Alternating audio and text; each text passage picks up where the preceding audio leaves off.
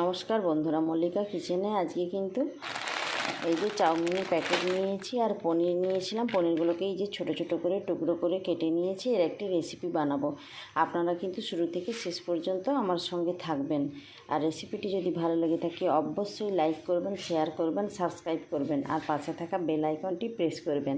আমি তাহলে এবার চাউমিনের প্যাকেটটা কেটে গরম জলে দিয়ে একটু ভাপিয়ে নিচ্ছি। চাউমিনটা কিন্তু একটা গামলায় নিয়ে নিয়েছি। এদিকে কড়াইতে করে জল বসিয়ে দিয়েছিলাম, জলটা ফুটে গেছে। এবার আমি গামলাতে জলটা ঢেলে দিচ্ছি। জল ঢেলে দিয়েছি এবং ওপর থেকে একটু সাদা তেল ছড়িয়ে দিচ্ছি, যাতে চাউমিনগুলো গায়ে গায়ে না লেগে যায়।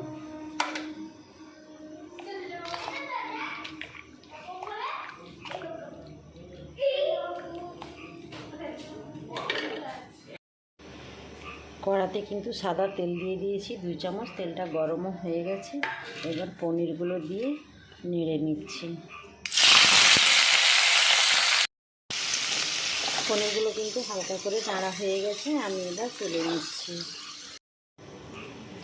আমি কিন্তু ওই তেলেই কেটে রাখা গাজরগুলো দিয়ে দিচ্ছি।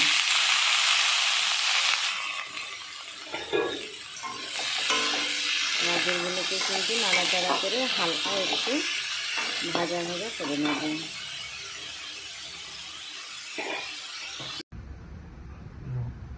গরম জল থেকে ছেঁকে নিয়েছি। 15 মিনিট জলে রেখেছিলাম, তারপরে ছেঁকে নিয়েছি।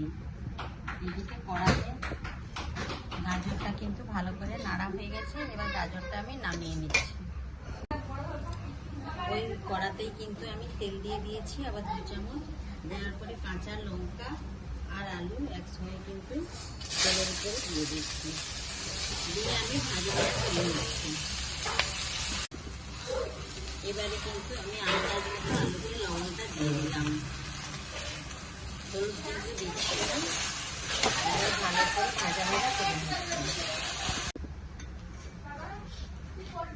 আলুগুলো কিন্তু ভালো করে নাড়া হয়ে গেছে। আমি এবার একটি পাত্রে নামিয়ে নিচ্ছি। কড়াতে কিন্তু তেল দিয়ে দিয়েছি। তেলের উপরে গোটা কয়েক সাদা জিরে দিয়ে দিলাম। যেগুলো কিন্তু ভাজা ভাজা হয়ে গেছে। এবার একটু একটু করে আমি চাউমিনগুলো দিয়ে দিচ্ছি। একটু ভালো করে নাড়াচাড়া করে দিচ্ছি। এবারে কিন্তু চাউমিনের উপরে আন্দাজ মতো একটু লবণ দিয়ে দিলাম। দেওয়ার পরে আলু দিয়ে দিলাম, গাজর দিয়ে দিলাম, দিয়ে একটু নাড়াচাড়া করে দিচ্ছি।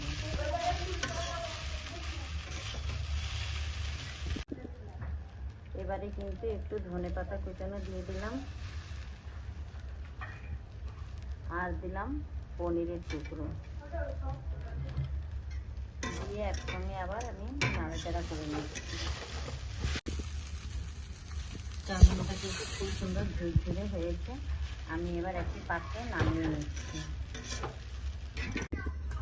একটি পাত্রে কিন্তু নামিয়ে নিয়েছি। খুব সুন্দর দেখাচ্ছে। এদিকে একটু চিলি সস নিয়েছি আর টমেটো সস নিয়েছি।